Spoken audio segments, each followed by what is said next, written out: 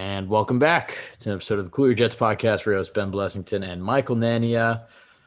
Oh, this one sucks, Michael. This is pretty brutal. Obviously, Carl Lawson tearing his Achilles tendon out for the season, and for all the excitement and buzz about this upcoming season with the new look Jets and Robert Saleh and all these offseason acquisitions, this certainly takes a lot of wind out of the sails, but we'll try our best to put any sort of, I don't want to say positive spin, but maybe that the sky isn't falling completely, given that the Jets aren't necessarily a Super Bowl contender, but there's no sugarcoating that this absolutely blows. So Michael, my only question to you is this franchise cursed? Yeah, it could be. I mean, just comparing it to the Mosley injury is what really makes me think that it could be the fact that we already went through this with even in a different way with Mosley, but just signing a big name defensive free agent who's supposed to change the fortune of the defense. And then you got to wait a year at least to see him play. But yeah, I mean, what is there to say about it? It sucks. These things happen in sports. They happen in life. Stuff just happens where there's not much you can do about it. Just random bad stuff. That's just how it works.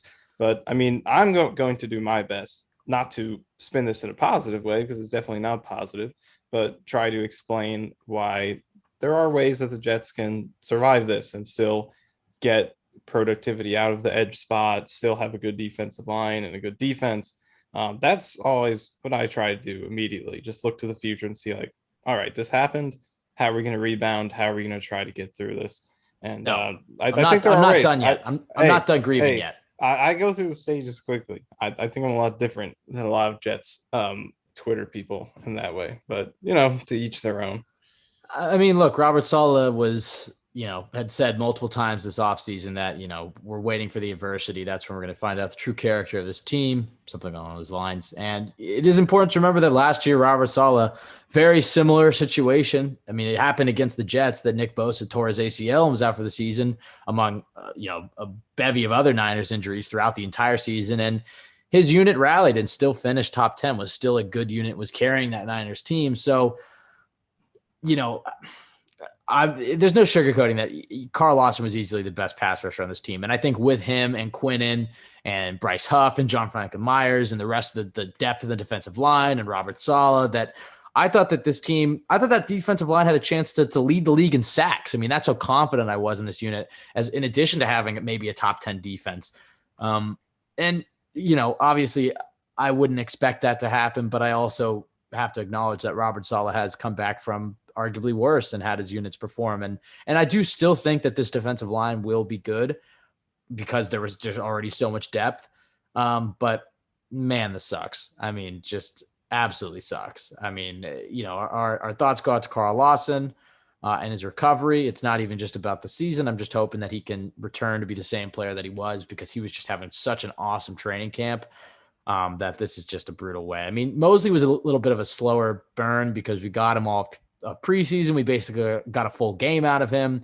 It was that he was only going to miss a few weeks, and then he played that Patriots game, and then we shut him down. This one was, I mean, it was pretty much one tweet, and then like 30 seconds later, the cart was coming out, and everybody knew that the season was probably going to be over. So this one happened so fast that I honestly really haven't fully processed the whole injury. But, look, I mean, it's football. This is the nature of the sport. I was saying it jokingly that the Jets are cursed. Obviously, that's a common narrative, and I'm sure some fans believe it, but it's part of the game. This stuff happens. And I will say, knock on wood, the Jets in recent years have been fairly, I don't want to say lucky, but they haven't faced too many long-term season-ending off-season injuries. A lot of it they've had, injuries, but they're normally month-long injuries or whatnot. This is, the first one in a long time that I can recall just completely shutting down for an entire season. And it sucks because it's arguably the Jets' best player. I guess before we hop into how the Jets can, not to wallow in the sadness too much, but, before we hop into how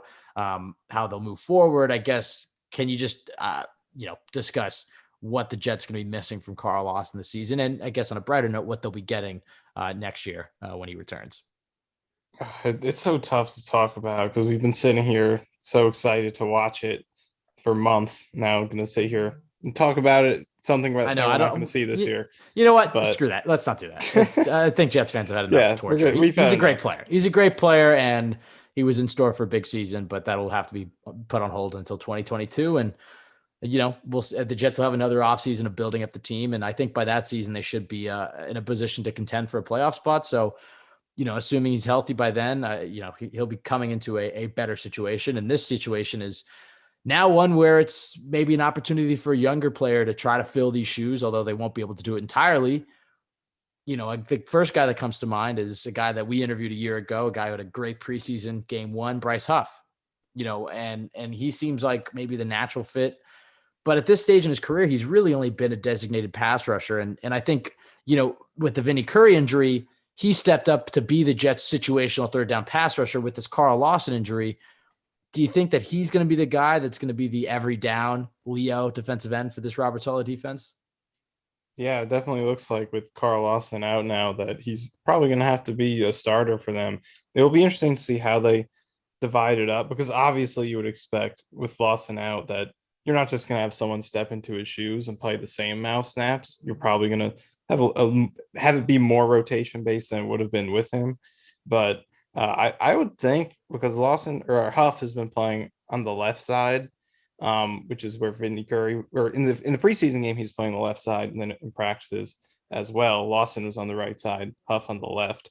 And that's where JFM has been playing as well. So Ronald Blair has been the second team, or on the depth chart was listed as the second team right side edge rusher, and he's been practicing there. So that would lead you to believe that Blair will be the main guy on the right side, because Saleh didn't do a ton of rotating between sides with the Niners. A lot of teams, are very fluctuant, like the Jets the past few years there basically were no sides. Well, it was more so based on strength of the formation than left and right.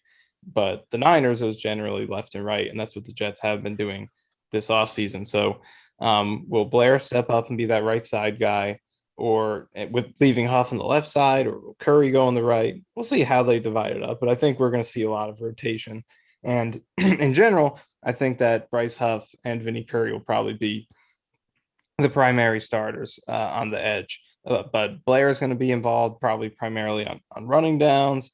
Kyle Phillips as well is probably going to be in there. But then Jabari Zuniga, a guy who maybe was even on the roster bubble before this happened, is probably a lock now. And the same maybe even goes for Hamilcar Rashed. So those two guys definitely benefit quite a bit as well. So I think we're going to see a lot of rotation, but Huff is definitely the biggest. I think the guy is going to see the biggest uptick in snaps because of this. I think he'll be a starter probably on the left side. We'll see how they go with the sides. They put Huff over on the right because the left has been his where he's been working, but he's definitely going to get challenged in terms of an uptick in snaps, which is last year he was primarily a situational passing downs guy. That seemed like it was going to be his role this year, that D forward role.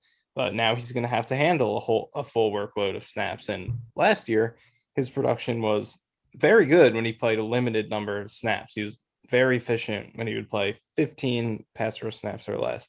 But in the few games he played more than that, he wasn't too productive. He struggled with the bigger workload. And then also run defense was an issue for him last year. So this year he'll have to show he can improve his run defense, that he can maintain his pass rush efficiency over a larger volume. And the Giants game was a great start in that, because he played the majority of the game, had a sack in the first quarter, had a sack in the fourth quarter, obviously against backups the second time, but there's still a promising sign. So that's definitely good for him. But I'm excited to see him get this opportunity to really be fleshed out and get the opportunity to get plenty of playing time to show the full extent of his potential, because I think he has real tools. His burst, you could see on that sack, the first quarter sack he got against the Giants. He's step for step with Lawson, maybe even a step ahead of him on his get off with that play. So he has really good burst. His double swipe, his ability to deflect the tackle's hands and get to the corner is really good. His bend is very, very smooth. He's able to flatten the corner and get inside to the quarterback. So I'm excited to see what he can do. And he's, again, has to improve his complete game, the run defense. Even against the Giants, there was an end around play that he let up, kind of biting too hard in the fake. That's got to improve. And he has to show he has the conditioning, just the ability to be efficient for an entire game. But he showed last season, he had the second best pass rush win rate at PFF among rookie edge rushers. behind Alex Highsmith. And so he's one of the better young rookie edge rushers last season. So that's something to build off of. So I think he's a lot of legitimate tools. His production last year is promising. I'm excited to see what he does and how he is able to step up and fill Lawson's shoes.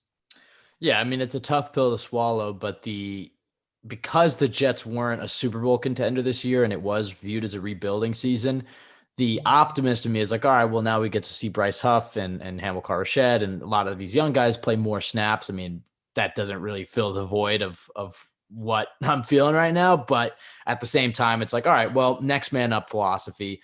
I mean, and it's going to change a lot of the bottom of the depth chart, like you noted. I mean, I had Zuniga getting cut because he really hasn't been doing anything. But now I think there's a pretty strong chance he'll make the team. It seems like Kyle Phillips could even make the team, like you're pointing out. Ronnie Blair, Hamilcar Rashed. I mean, that it's now has opened up the door a little bit to, you know, a week ago, the Jets are going to have to make a few tough cuts there. And now I think this is, there's another spot open. So it'll be interesting to watch in these preseason games, the next two, who can fill out that defensive line roster.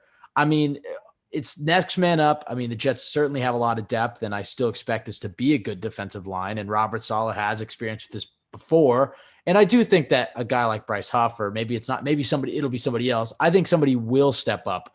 But how does this affect your expectations for this Jets defensive line? And who do you ultimately think is the guy that can fully fill Carl Lawson's shoes? Obviously, nobody can, but who do you think will be that leading edge rusher for the Jets?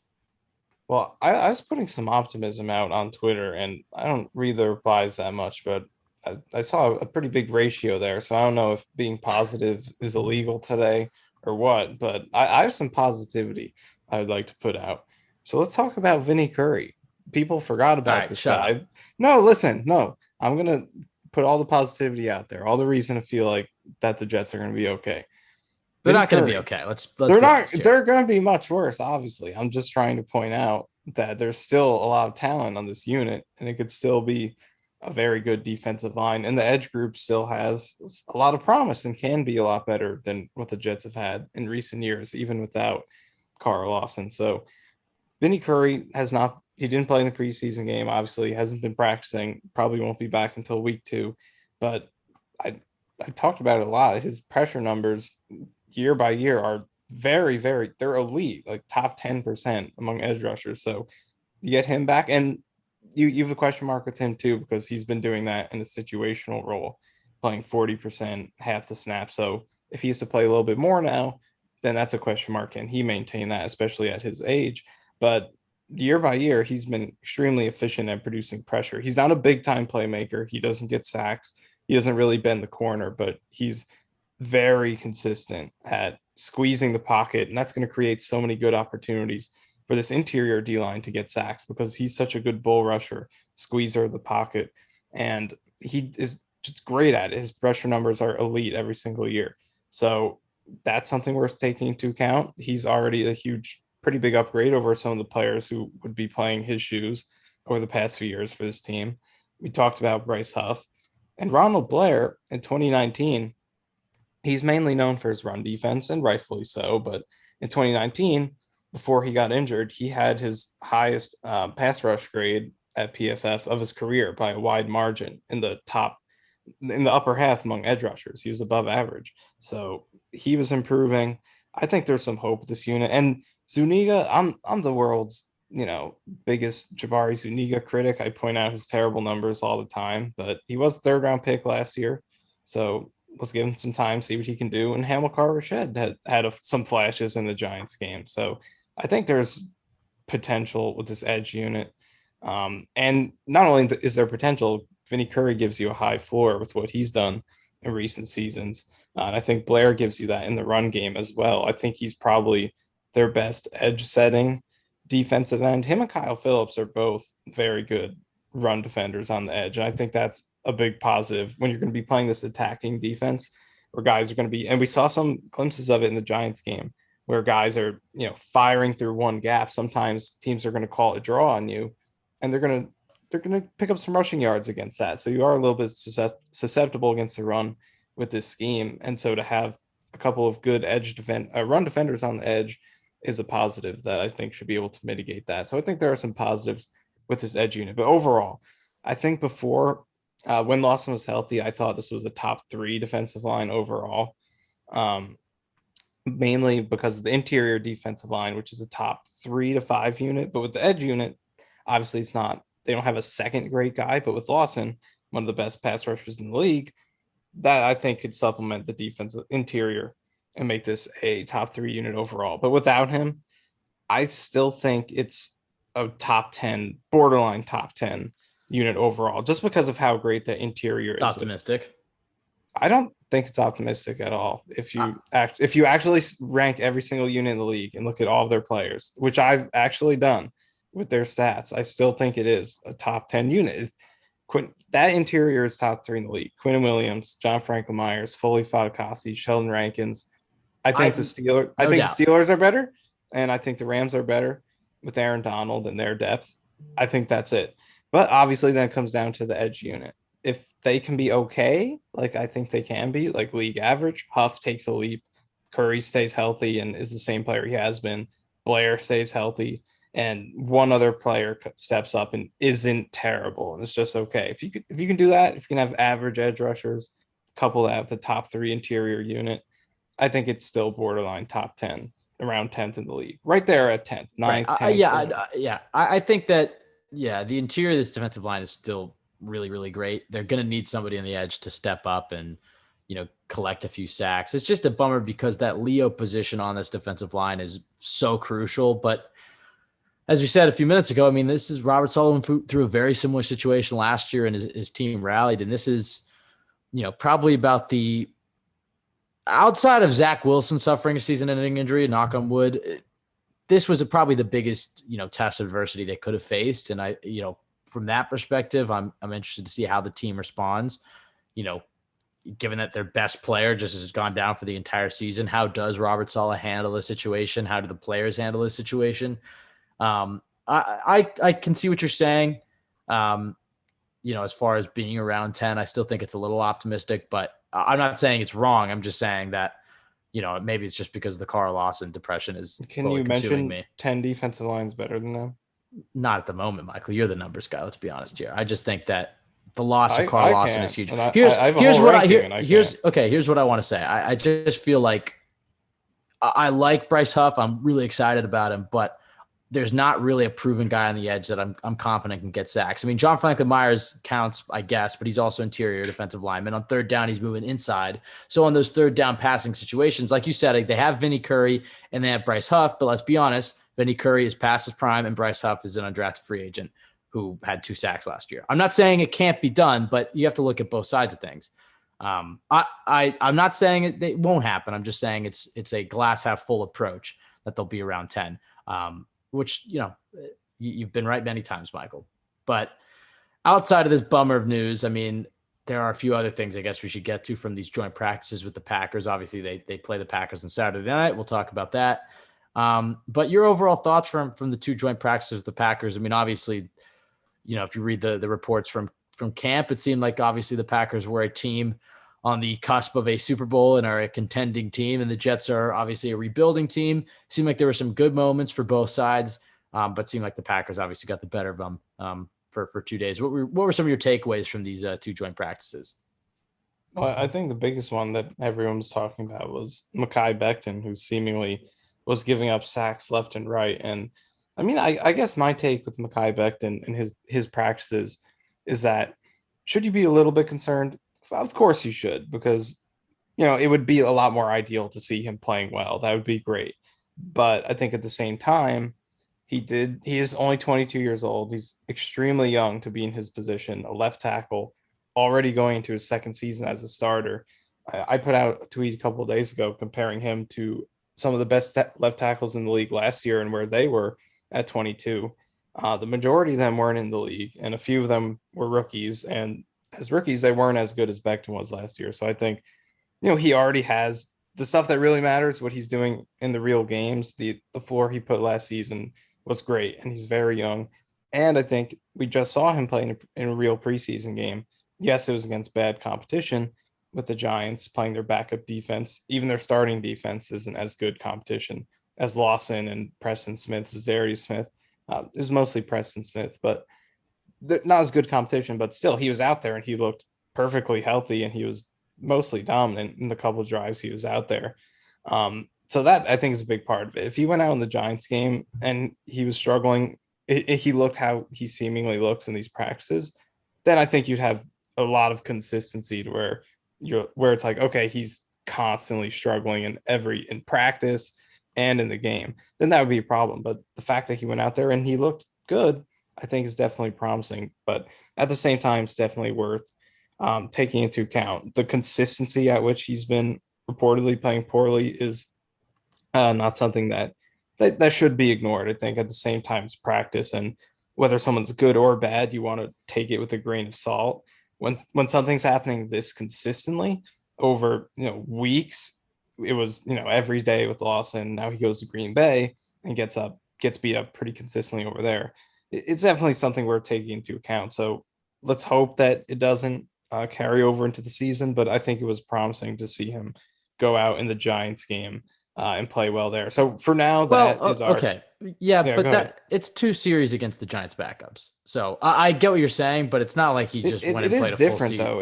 It's a real game. It's a real game. No doubt, but it's 2 series. I mean, we were talking in this podcast a few months ago about Mekhi Becton being a top 3 offensive tackle. So if the bar is 2 series against the Giants backups, I mean, I agree with you. I don't think anybody should overreact to practice, positive or negative. I won't make any conclusions about Mekhi Becton having a sophomore slump or anything like that until probably a month into the regular season. I'll give him a few weeks. Maybe it's a scheme thing. People have brought up the shape he's in. Obviously, you and I have no way of knowing any of that. Maybe it's, he obviously had the foot injury. Plantar fasciitis isn't something that goes away that easily. And he was limping a few days ago. And, Michael LaFleur even said in a press conference today that, he's working through some things. So I have no doubt that Mekhi Becton is going to be a good player in this league, but I don't think you should, and you're not, I'm just saying, I don't think people should be sweeping it under the rug that, he's not having a good camp. Let's just be honest about it. I mean, if you were talking about him as a top 3 tackle, he wasn't having a good camp, but offensive linemen generally have it harder than defensive linemen in practice, and it is a game setting. It's different. And like you said, I mean, his 2 series against the Giants backups were relatively promising outside of one run block.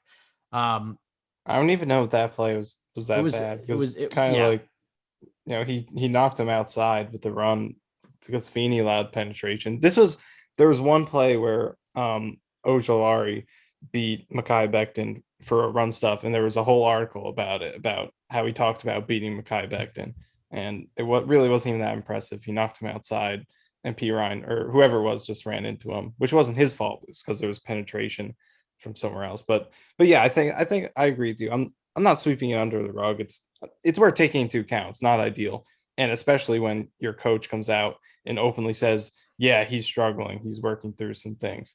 So it's worth taking into account. It's not promising, but I do think the fact that he had a solid performance against the Giants game is good. But we got 2 preseason games left. Let's see if he can do it against the Packers. See if he can do it against the Eagles, 2 teams that have good edge rushers, much better competition than the Giants if those teams play their starters. So let's see if he can do it for 2 more games. If he can have 2 more clean preseason games, then I think that should be really promising, regardless of what he does in the practice field. But it's definitely not ideal. Yeah, what'll help soften the Lawson news is seeing Elijah Vera Tucker and Elijah Moore get back and playing with the offense. Hopefully, knock on wood, healthy. I do think, although Becton has reportedly been getting beat around the edge, I do think it'll definitely help the performance of the pass protection to have Vera Tucker in there. There's been reports that the Jets brass think he might even be their best offensive lineman. So I'd love to see him back in there. Obviously, run blocking between the 2 of them is going to be great. But just to help shore up Zach's blindside, because Dan Feeney, let's be honest, as much of an Islanders icon he might be, he was the worst offensive lineman that played last Saturday. Let's be honest about it. So the fact that he's still getting first team reps in Vera Tucker's absence is mildly concerning to me. Obviously, Alex Lewis retired this week. I think they should be trying to give reps to Corey Levin or Tristan Hoge or David Moore or somebody else on this offensive line, because Feeney is not good. And if Vera Tucker goes down, I do not feel good about Dan Feeney playing any meaningful snaps this year. And if it's based off his performance in training camp in these preseason games, he probably deserves to be cut. So as far as Becton goes, it's not great, but it's not at the point where I'm concerned about it yet. It's just something to monitor, not something to sweep under the rug. He's not having a good camp, but maybe, it's still 4 weeks until the regular season. Maybe he gets healthier. Maybe he gets in better shape. Maybe he adjusts more to the scheme. Maybe he works through whatever he's working through. You never know if it's a different scheme and they're changing up some of his technique. Who knows? Who knows exactly what he's quote unquote working through? But there's still plenty of time before that becomes a real issue. As we look ahead to Saturday night, obviously, it's not as exciting of a prospect as it was a few days ago with this whole news today, but it's still another chance to see Zach Wilson getting live game reps.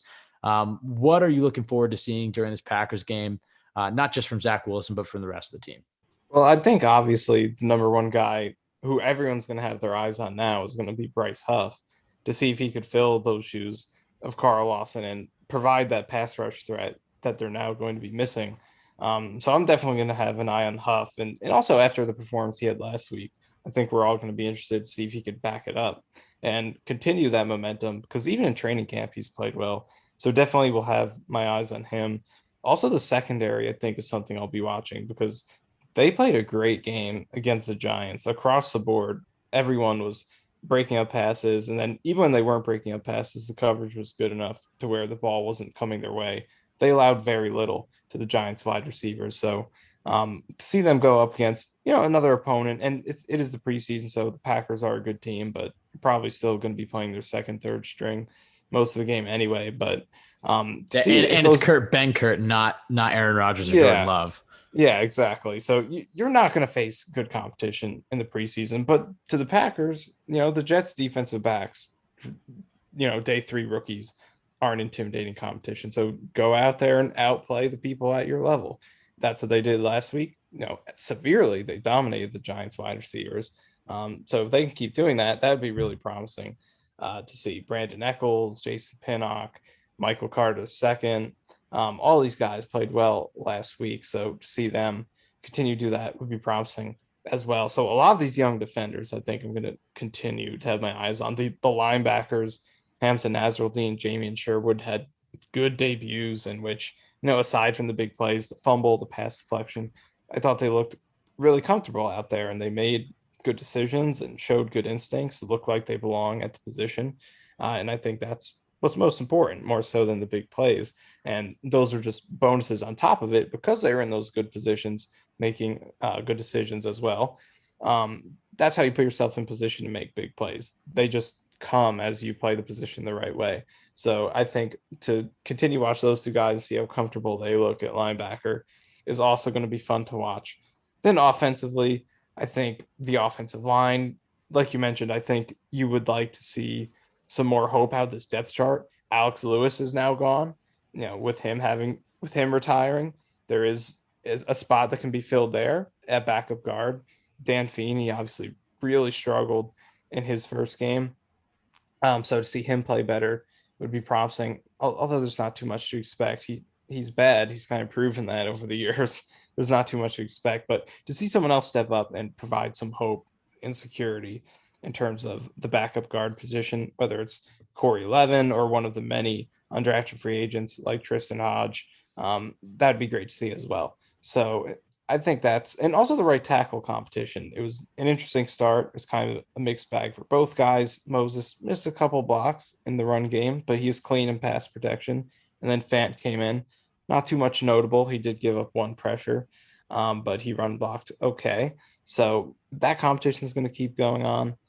There's still a lot of really interesting battles to watch across the roster. And then just to see Zach Wilson, if he can continue to build on what he did last week, just getting the ball out quickly, making good decisions, then I think what he did a great job of was utilizing the pre-snap motion deployed by Michael LaFleur to make good decisions. And that's a credit to LaFleur too, how he was able to just use motion in the right spots to help Wilson identify man or zone and then use that pre-snap. So then post-snap, he knows exactly where to go, what throw to make. He did a great job of that, both LaFleur and Wilson, of maximizing that pre-snap motion. So to continue to see the evolution of that week by week is going to be fun to watch because obviously you can't just do the same thing every single week and expect it to work, or else every team would be doing it. Okay, let's just motion, read man or zone, and go from there. It's not that easy, or every single team would be doing it all the time. You have to be able to build on it and expand upon it so you don't become predictable. And I think it's obviously you're not trying to win games right now, but I'm interested to see the evolution week by week of how they expand things for him. Give him a few more aggressive concepts where he can take deep shots. Maybe give him some option plays where he can run a little bit because we saw he could do that at BYU. So I'm interested to see the Wait. Did expansion. you just suggest that the Jets should run Zach Wilson in a preseason game after today? I did. Yeah, it's football. It's No, they should football. no under no circumstance. They should wrap him in bubble wrap until September. So don't play him. Nobody No, play. obviously they Nobody should play. play him, but don't give him any designed runs. Save that for the regular season. We've had enough heartache. I mean, that him getting injured is pretty much the only thing that can I'm just completely direct. spitballing, okay? If Zach You Wilson think I goes, wrote down a list prior to this? I'm just saying what's coming into my mind. But you're right. You're right. Okay, it's not a great suggestion. But like I said, I agree with you. I think that the biggest storyline for me, I mean, obviously there's that Bryce Huff and who's going to step up the edge, but it's the Zach Wilson show for me. I mean, the entire season is the Zach Wilson show for me. It's similar to 2018 with Darnold, how every week was just we're evaluating Sam Darnold. I think they're in a better situation. Best case scenario, can they hover around 500 and, make it kind of exciting towards the end of the season? Sure. But let's be honest, we're evaluating Zach Wilson from last week all the way until January. That's all this is about. Every single week. So for me, yeah, can he continue to make the right decisions? Does he still look confident? Does he still look calm? Know where he's going to go with the football? Because that was what really impressed me. Is like you said, his pre-snap diagnosis was great, and he displayed some good post-snap recognition as well.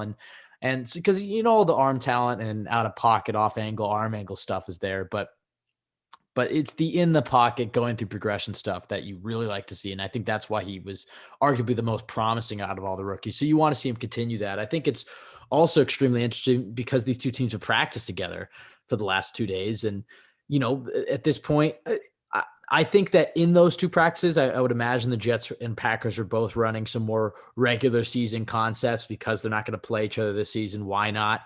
Run more of your non-vanilla plays. I would imagine in the preseason game, they'll probably scale it back to some of their vanilla plays. But look, the Packers know that the Jets love to run the football. They know exactly where they love to run the football, how they love to run the football. So they're certainly going to game plan in quotes for this game, and with an emphasis on stopping the Jets run. They have played against Zach Wilson for 2 straight days. So they have more intel on the Jets as the Jets do on the Packers. So I think that's what makes this game fascinating to me because like you said, Michael, it's not going to be as easy as it was against the Giants backups.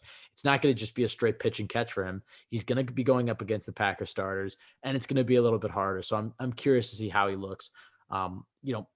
If he makes mistakes, he makes mistakes, but that would be a big win for the Jets this week after obviously the awful news today is if Zach Wilson go out there on Saturday, put together another nice performance, maybe give us a touchdown so we can really get excited about things.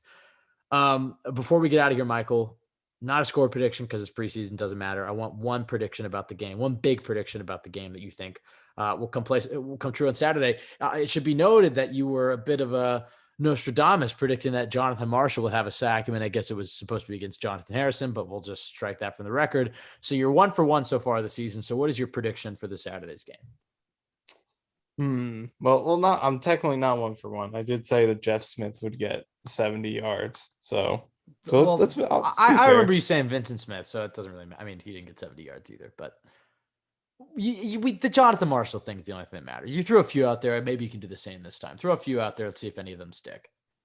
All right. I think Bryce Huff will get another sack. I think we will see 2 interceptions from Jets defensive backs. I'm not going to single out position. Defensive backs, corners or safeties, 2 interceptions. And I think Zach Wilson will throw his first career touchdown. All right, I liked it. Yeah. Is there any prediction on who that touchdown will be to? Let's go with Elijah Moore. Let's go some. No, actually, you know what? He's not playing. That's what makes it even bolder. He's just gonna run on the field. He's gonna catch it anyway. No, but let's go with Keelan Cole. I think Keelan Cole's a safe bet. I'll go Corey Davis in the red zone. I think I think they give Zach Wilson about 4 drives. It's kind of what they said. They should give him 3 to 4 drives. I'm going to say he does have 1 turnover in one of those drives, but he also has a touchdown. So a little bit more of a mixed bag, but you see the higher highs and the lower lows from Zach Wilson on Saturday. That's my prediction. I'm going to say, yeah, he does orchestrate a nice drive where caps it off with a touchdown to Corey Davis. But I think that's going to do it for this episode. We'll be back on Monday recapping what happened over the weekend as well as we inch closer to the regular season. Obviously, we'll be able to preview the Eagles practice and whatnot, but we'll be back on Monday. You can follow us at CYJ Pod on Twitter, myself at Ben W. Blessington, Michael at Michael_Nania. Go to JetsXFactor.com for the best place to go for Jets content. Rate, review, subscribe on iTunes. Helps the podcast out tremendously. I think that's it, Michael. Any last words? Nope. Oh, nice. Short and sweet. I like it. Everybody, obviously today is not great, but put it in perspective. It's football. It happens. He'll be back next season. This is a evaluation year for the Jets regardless. So got to keep plugging away. Let's hope somebody, maybe a young guy like Bryce Huff or Hamilcar Rashed can step up and try to fill the void. So everybody have a great weekend. Enjoy the Jets game on Saturday. Go Jets.